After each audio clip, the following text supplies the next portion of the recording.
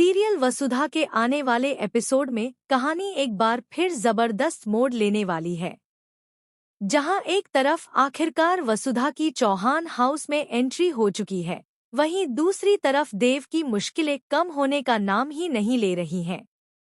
ऐसा लग रहा है जैसे देव के लिए हर कदम पर कोई न कोई नई परीक्षा तैयार खड़ी है, और इस बार उसकी परेशानियों की सबसे बड़ी वजह बनने वाली है सारिका। सारिका अब देव को नीचा दिखाने और उसे परेशान करने के लिए एक नई और बेहद घटिया चाल चलती नजर आएगी।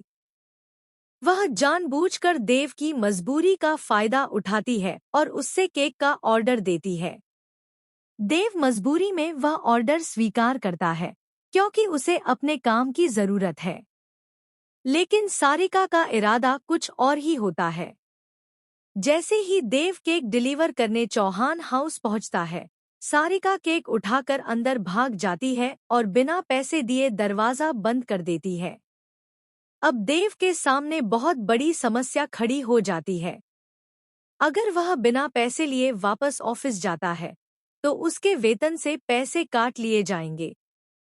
इसी डर और मजबूरी में देव चौहान हाउस के अंदर चला जाता है, लेकिन उसे क्या पता था कि अंदर कदम रखते ही वह एक और बड़े तूफान के बीच फंसने वाला है।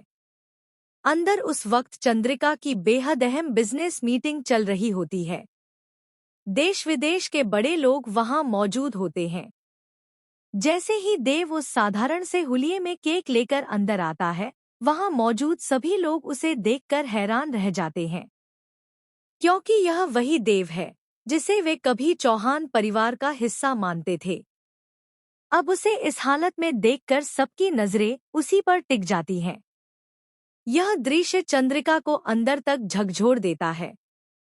उसे देव का इस तरह मीटिंग के बीच में आना बिल्कुल पसंद नहीं आता। उसका गुस्सा 7वें आसमान पर पहुंच जाता है। चंद्रिका को लगता है कि देव ने जानबूझकर उसकी बेइज्जती की है। वह देव पर भड़कने ही वाली होती है और माहौल पूरी तरह बिगड़ने वाला होता है।